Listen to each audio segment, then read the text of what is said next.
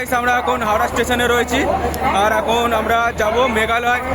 আমাদের ট্রেন চলে এসেছে, ওই যে ট্রেন, আমরা গুয়াহাটিতে যাব এই ট্রেনে করে, তারপর ওখান থেকে বাস ধরে তারপর আমরা ঘুরবো ফিরবো, আর সাথে সাথে তোমাদেরকে সব ব্লগ আরও দেখাবো।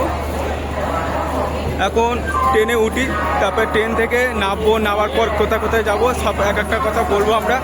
গাইস এখন আমরা মালদা স্টেশনের দিকে এসেছি আর এখান থেকে একটা কফি নেওয়া হয়েছে, এখন কফিটা খাবো।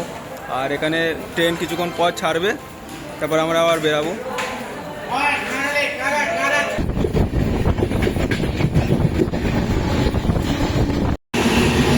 গুড মর্নিং গাইস, এখন সকাল 7টা বাজে আর আমরা এখন এই নিউ জলপাইগুড়িটা বেরিয়ে চলে এসেছি।